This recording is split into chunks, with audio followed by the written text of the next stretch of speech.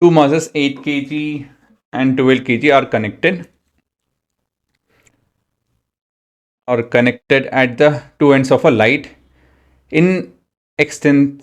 inextensible, that you can't pull the string, it is so the length cannot change. That's what it means. String that goes over a frictionless pulley. Okay, we have a pulley question. Find the acceleration of the mass and the tension in the string when the mass are released. Okay, so this is a question wherein we have a pulley. So first thing is, let me draw a pulley over here. No, no, no, no, no. I can't keep telling now. I'll just go with this.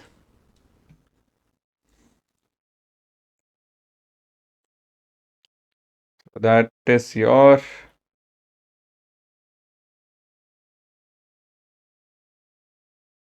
okay. Let me not experiment. We have a dot and we have something like this. We have a test it over here. Okay, begin strong. Now you have two things. One is this and say something like this.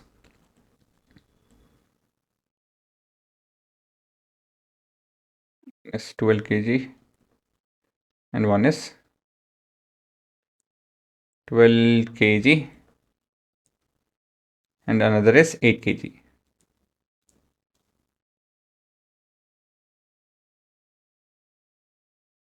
Now, so you're holding it, you will release it, and find the acceleration once you release it, and also this tension and all of that. So what happens? What does your common sense tell? What do you think will happen? You have a pull over here, you have a pull over here, and what else? What happens? So the system, obviously, this will go up, so this will accelerate up, and this will accelerate down. And how will this acceleration be? Will they be equal or not equal? If you guys remember all of this discussion, they will be equal. Because the length ratio, velocity ratio, and all of those will be equal. Because the string is not stretchable.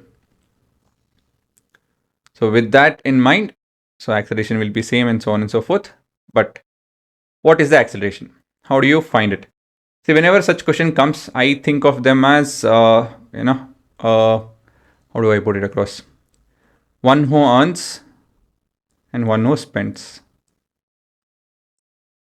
In this system, who earns and who spends? That will give you guys the net force on the system. Okay, so let me start the working. So let me put it this way. The mass of the system.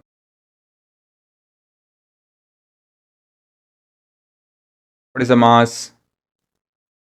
8 kg plus 12. And so you have a 20 kg mass. Then that's mass. Then we are looking at mass is this. Then we are looking at the net force. So if I consider up as positive, or let me consider down as positive. If I consider down as positive, what is the net force? The one who earns will give us a positive net force, and one who spends will give us a negative net force. Why is that? Common sense. So he is able to contribute in the pull, and he is not contributing. The spender is not contributing because he is moving against the net motion of the entire system. Ideally, this 8 kg, if it was less, it would have been better, right, for the system to move faster. Because of this 8 kg, the 12 kg will not be able to pull the entire system with that speed. So the net force over here is 40 Newton. Right? Now, the acceleration of the system will be equal to 2 meter per second square. So 40 by, so this is nothing but F net by mass of the system. So that's how I got it.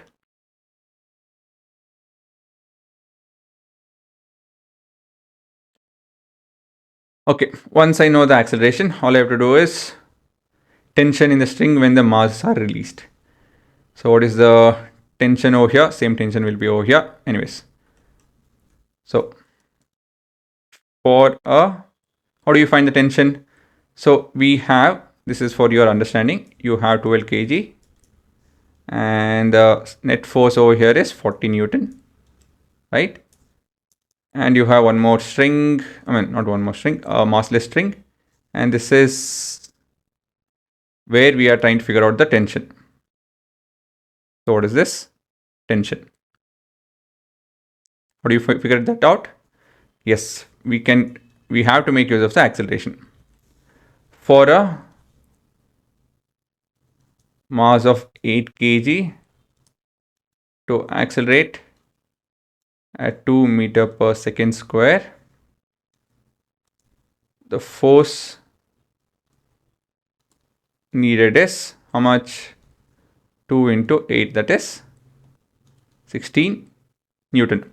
So where will the 16 Newton come from? Obviously it has to come from here. No one else is acting on it other than gravity. So it has to be from, so the tension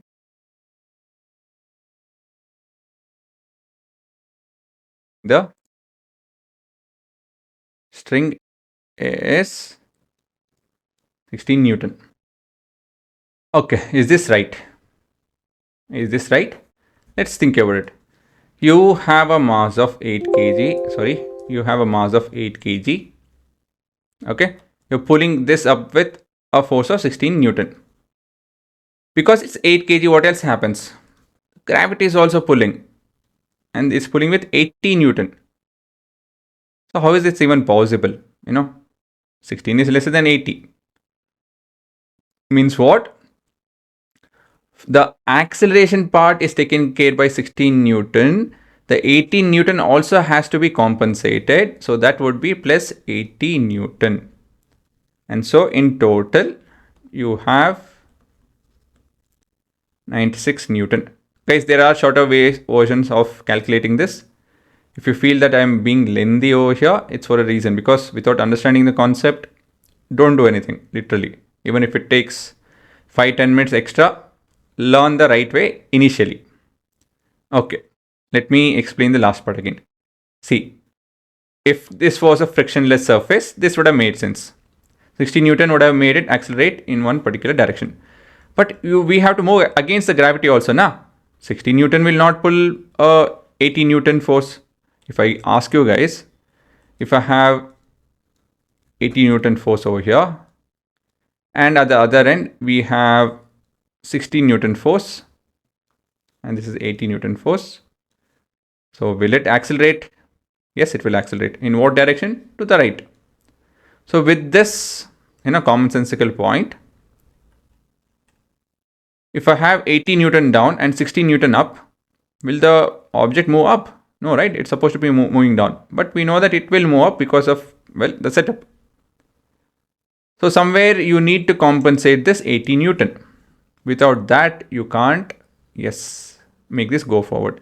So this part, you can make a note. This part is to counter gravity, right? You guys can write this in pencil. And this part is to accelerate the object.